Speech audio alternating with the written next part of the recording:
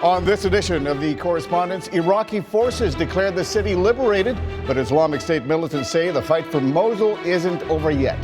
The legal battle over President Trump's temporary immigration ban continues to dominate the news in and out of Washington, and terror unmasked. A new VOA series exposes the cruel face of Boko Haram, using the group's own videos to look at the human toll of terrorism.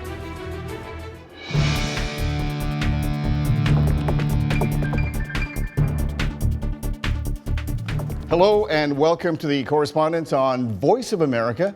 I'm Mil Arcega in Washington. Well, it's not over yet, but the top U.S. commander in Iraq, Lieutenant General Stephen Townsend, says he's confident that Mosul in Iraq and Raqqa in Syria will be free from Islamic State control within months. Iraqi forces declared eastern Mosul fully liberated last month after launching a massive assault to retake the city in October.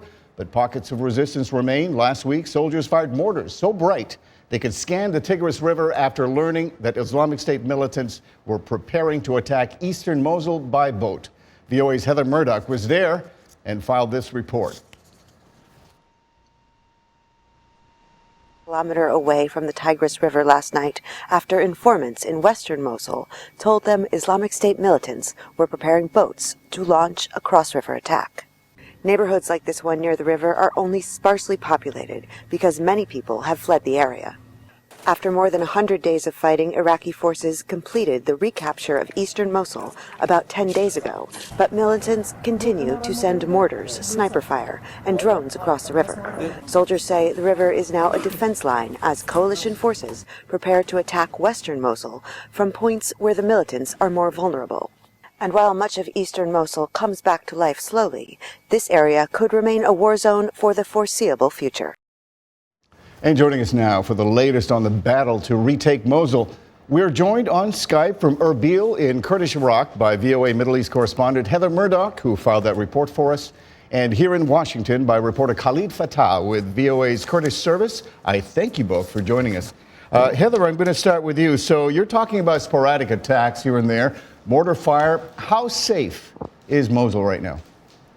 Well, in the areas that are within the range of mortar and sniper fire in eastern Mosul, it is quite dangerous. It is pretty consistent that mortars are falling pretty much every day. But this is a relatively small area of eastern Mosul. The rest of eastern Mosul is pretty safe, and businesses are coming back, and people are going back to school, and the people are really happy about this. Western Mosul is entirely under the control of Islamic State militants. So what we know is only what we hear from people trapped on the other side, and that it's incredibly dangerous right now, and people are being killed, and violence, other kinds of violence is being committed against the people on a regular basis. Khalid, let me get you into this. Why is it so difficult to remove Daesh or the Islamic State influence in that part of the world? Well, for how difficult it's there are many reasons for that one. One of the reasons is a huge population in that area. It's about like 800 to 1 million civilians living in that area, controlled by ISIS. For 2 years, ISIS built their defense lines. It's not like the civilians actually like ISIS. I mean, they are basically held under hostage, essentially. Well, at the beginning of the ISIS attack on Mosul, there were the people received them and they welcomed them. I'm not saying that all people, but most of the people, they received them. They thought this is the alternative for the Iraqi forces, because they don't trust Iraqi forces. The majority of the Iraqi forces built based on the sectarian basis. So this is one of the reasons they reject Iraqi forces. They thought that ISIS will be alternative, and at the end, right now they are fighting ISIS. So Heather, to Khalid's point, Mosul really is two cities, isn't it? The east is under Iraqi control, but the western part of the city is a lot more complicated and harder to control. Why is that, Heather?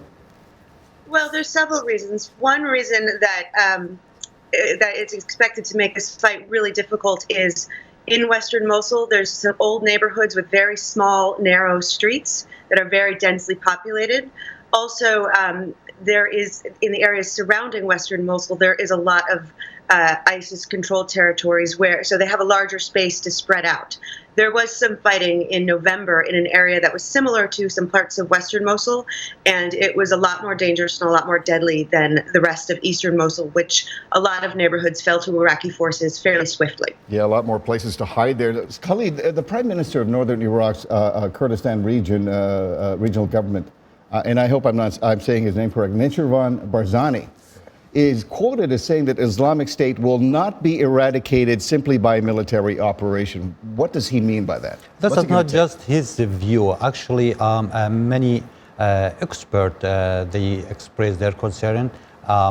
ISIS will not be defeated just militarily. There must be after that political process in Iraq, in Mosul area, or the part of that let's call it northern Baghdad. It's population, the Sunni population, Kurds there, also Shi'i. So to defeat ISIS, there must be this agreement, at least to have some kind of belief for coexisting together.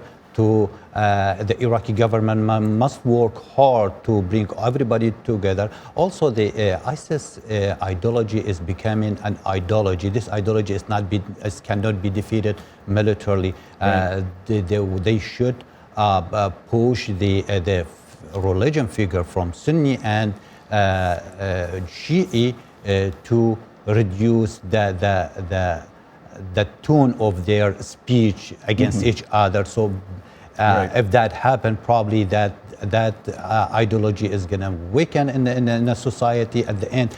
That's going to be the end of the ISIS, not the military operations. And Heather, to Khalid's point, this is really ultimately about winning hearts and minds. And Islamic State, I take it, has not done a very good job here. Now, in your reporting, you talk about what life is like really under Islamic State. And there was a story you wrote that struck me as particularly useful. Your report on the secret beauty salon, the fact that a lot of Iraqis who live there need to live two different lives. Tell me about that. Well, what happened with that beauty salon is that when Islamic State militants came in, they shut it down, and they told the girl that she had to close her salon, and if they come again, she's going to be in a lot of trouble if she's open. But Islamic State militants were not always what they said they were, and they wanted their wives and their brides to also be made up and be beautiful. So they kept it open in a room in their house. They closed the salon. Islamic State militants took most of their stuff, but they kept some of it. They hid some of it.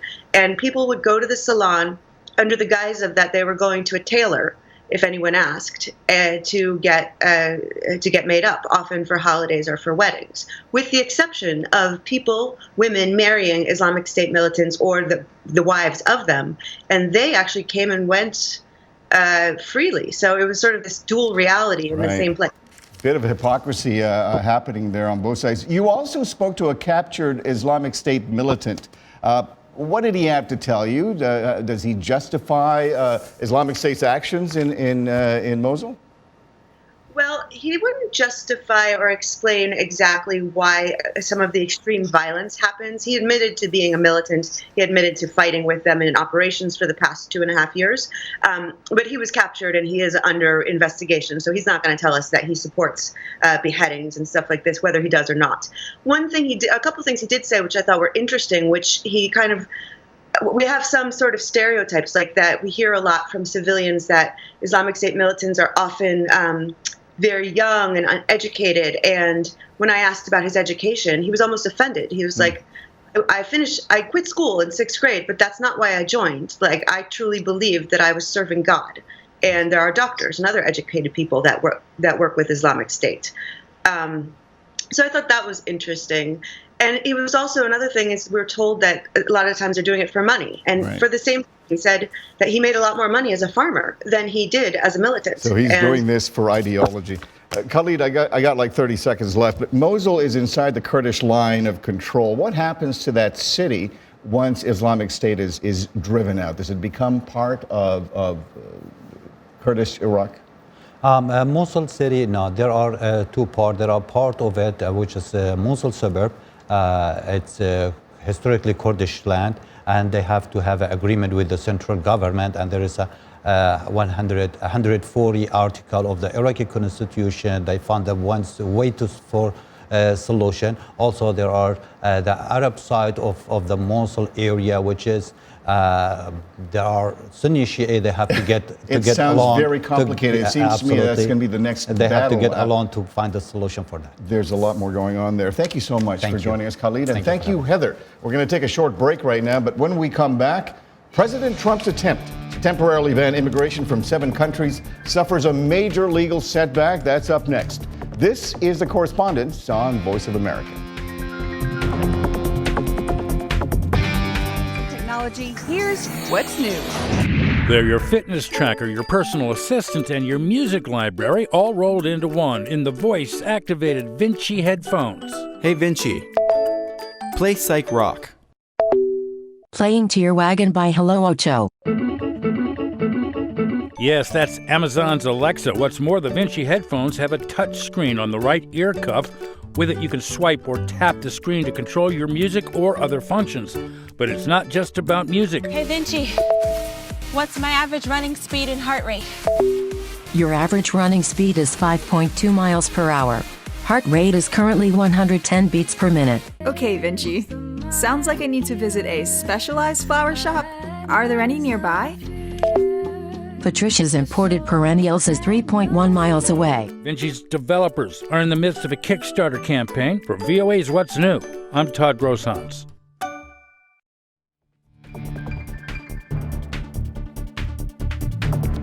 And welcome back to The Correspondents on Voice of America. I'm Mil Arcega in Washington. Well, a U.S. federal appeals court Thursday refused to reinstate President Donald Trump's ban on travelers from 7 predominantly Muslim nations.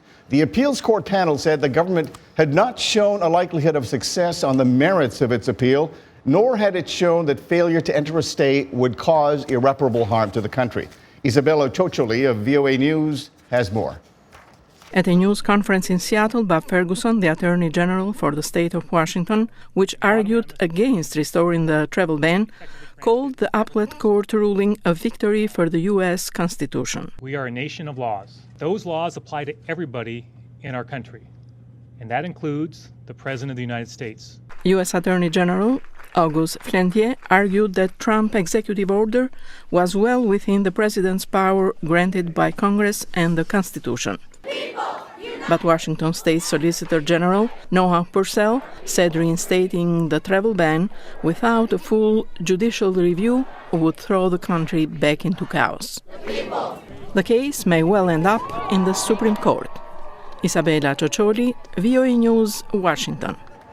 So, what's the political fallout for President Trump and what happens next? We're joined in Washington by our own political experts, VOA Senior National Correspondent Jim Malone and VOA Congressional Correspondent Catherine Gibson. I welcome both of you. Thanks for joining us. Catherine, so travel from those 7 countries is now back to the way it was before the ban was put in place. Right. On what grounds did this appeals court rule that, in fact, that ban was unconstitutional? So the court asked the government lawyers for the Trump administration to prove or give evidence that people from these 7 countries had the likelihood of committing a terrorist attack when they came into this country. And there was this very interesting pause from the government lawyer where they said, He couldn't give answer it. That, right? And basically the way he responded was to say that they didn't think that the courts had the power to review this decision, and that obviously didn't go over well with the courts. There's co-equal branches of government in this country, right, and they have the power to review this decision. And Jim Malone, a record number of people were actually listening to this appeal. So the president is now 3-0. In terms of the legal issues. How big a setback do you think this is going to be for the Trump White House? It's a setback for the moment. I want to go back to how you cast it, though.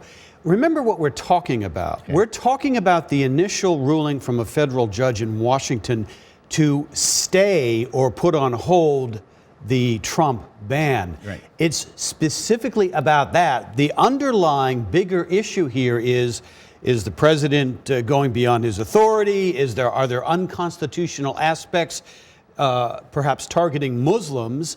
That will be debated in the courts more fully as the case moves forward. This was specifically on the issue of, can we stop the ban for now while we sort all this out? So yes, it's a setback now, but the Trump White House is still confident. They're saying they're still confident that down the line, say when it gets to the Supreme Court, that they will hold sway. We'll see about that. So let's talk about, Catherine, what happens next? Does this go to the Supreme Court? Is that an automatic? Well, the Justice Department said that they were going to review the decision, take a look at their options, take a step back. They could, of course, go to the Supreme Court, but we don't have a full Supreme Court. Right. So the likelihood of a split 4-4 decision is there, and if that happens, then it goes down to what that circuit court ruled. So the lower court ruling then and it becomes affirms it. the Right, so that could be a official- risky strategy for the Trump administration. Now, there was some talk, there was some language in the ruling that kind of pointed towards another option for the Trump administration, and that's to rewrite the ban itself so that it doesn't have that language in there that talks about a religious exceptions, the religious exceptions for minorities, for Christians and Muslim majority nations. If possibly they could rewrite it that way so that it doesn't violate the Constitution, maybe that's an option for them as well. There's various options right now, but Jim Malone, breaking through some of this legalese, it's essentially about determining the limits of what a president can and cannot do, isn't it? It is, and what we're getting now is this sense of Donald Trump as president. The way he was talking about the courts this past week, the way even his Supreme Court nominee, Neil Gorsuch, expressed the fact that he thought it was demoralizing and disheartening in some of his talks with senators that the president would kind of go after members of the judiciary like this. So now we've got this issue with how Trump sees his power, how he sees the ability of the courts and perhaps Congress to check his power. This is a debate as old as our republic on separation of powers, the rule of law, and we're starting to see how Donald Trump views this. Now we want to see if he is in fact checked to an extent. He's already been a little bit by the courts, but if that holds up, how will he react to that? Catherine, you covered an interesting testimony by Homeland Chief John Kelly earlier this week on Capitol Hill. The president, of course, claims that the rollout of this ban went very smoothly, but Kelly's testimony seems to suggest otherwise. That's right. Kelly's testimony was a little bit of damage control on Capitol Hill. He came up there and right off the bat he said, you know, we should have done better on this rollout. We should have informed members of Congress. We should have laid the groundwork with the media, with Congress, with the committees that would have helped give this rollout a little bit of a smoother introduction to the public. And he was also referring to it as a temporary pause. So there's a little bit of language there that tried to kind of reshape the debate to show this isn't a permanent ban. Right. This is just a temporary pause. And he explained again and again, this is what we want to do, is just to step back and take a look at the vetting procedures so that we can do a better job. So you could sense a little bit of damage control there on Kelly's part. Obviously, and Kelly's testimony is sort of akin to falling on the sword for President Trump. He essentially takes some of the blame for that. But also, I'm curious about Gorsuch's comments, Neil Gorsuch's comments regarding how demeaning and demoralizing this is for justices. Does that perhaps help him in his confirmation hearings? It could. I mean, some Democrats have spoken favorably of the fact that he would make these comments. Others, like the Senate Democratic leader, Chuck Schumer of New York, said, well, it really is incumbent upon him to speak publicly to this now that he's, but whatever. I mean, there is something there that Gorsuch has a pretty good legal reputation. He may be seen by Democrats as too conservative, but it may be hard for them to challenge him on his legal credentials. The other thing, though, here is obviously some of these executive orders are being rushed out. And it looks like an effort to please President Trump's voter base, the people who got him in the White House. So to that extent, some of these court rulings may kind of slow that whole effort down. It's going to make, it already has made the president frustrated with the pace of change. Very quickly, could we see some quick action on this ban from the president? Well, we've already seen him tweeting after the court ruling saying that he'll take it to the courts. But could that happen fairly soon? We'll see what the Justice Department says. All right. I thank you, Catherine and Jim Malone. It's time now for one last break. But when we come back, the toll of misery and violence committed by Boko Haram in Nigeria. We have a new VOA series that takes an uncompromising and hard-hitting look at the face of terror. But first, a reminder, we want to hear from you. Share your thoughts, questions, and comments on our Facebook page. The address is VOA The Correspondents. We'll be right back.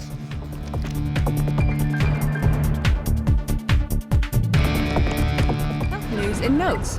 This is Living Better. A fitness class in California. The setting looks just like a beach, but the thick sand and equipment are indoors at Sandbox Fitness in Los Angeles. Owner Katie Siegel says workouts on sand have advantages. It's amazing for your joints and your muscles, so it's not having a lot of impact. It's little to no impact on your muscles and your joints when you're jumping, when you're running. It's used for injuries and physical therapy all the time, and at the same time, you burn 30 to 50% more calories. Siegel also says that workouts on sand are intense, and participant Alex Hines agrees. It's high intensity and low impact. So at the end of a really serious, intense workout, you're not aching anywhere. The only place where you are aching is your muscles. Fitness experts say that running on sand expends about 1.5 times more energy than running on hard surfaces. I'm Martin Seacrest for VOA's Living Better.